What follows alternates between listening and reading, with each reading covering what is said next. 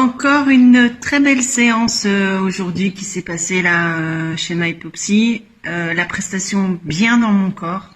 On a travaillé, aujourd'hui on a réfléchi sur cette idée de prendre soin de soi. Qu'est-ce que ça veut dire vraiment prendre soin de soi, au-delà des petites notions qu'on a un peu toutes, mais qui sont en général pris à la légère, comme se payer un massage de temps en temps, avoir une alimentation équilibrée, et c'était beaucoup plus.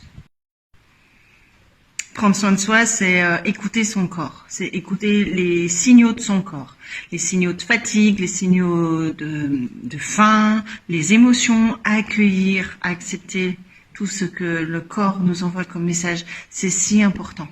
C'est aussi considérer son corps comme son allié et non son ennemi, et être dans une logique d'accueil, de réception, plutôt que de lutte. Prendre soin de soi, c'est aussi se traiter avec douceur, c'est se donner de l'attention tous les jours, un peu, beaucoup, mais tous les jours. C'est faire attention aussi à son discours intérieur, à sa façon dont on se parle, faire attention à l'autocritique, à être dans une grande douceur, une grande bienveillance pour soi. C'est se donner tout ce que l'on donne déjà aux autres. Prendre soin de soi, c'est aussi bouger. C'est aussi mettre son corps en mouvement. C'est avoir conscience que son corps, c'est son enveloppe et c'est développer une relation durable avec son corps. C'est important tout ça. Et puis enfin, prendre soin de soi, c'est aussi stopper les injonctions et c'est choisir des choses qui nous correspondent. C'est choisir ce qui est juste pour soi. Alors j'ai envie de vous demander, mesdames, est-ce que vous prenez soin de vous ?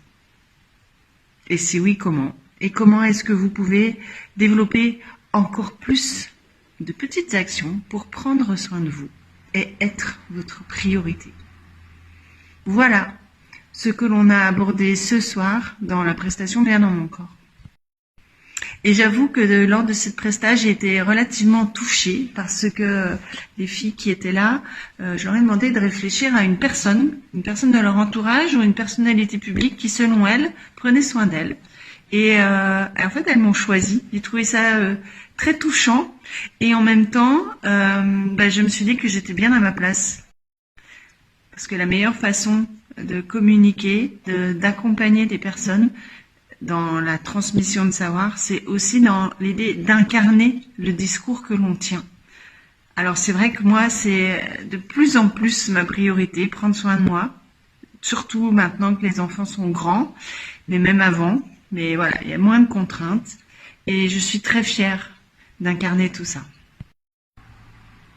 Je vous invite à relire les stories, à relire les différents thèmes de qu'est-ce que c'est que prendre soin de soi et vous interroger sur ce que vous faites ou ce que vous pourriez faire ou ce que vous pourriez mettre en place ou faire plus.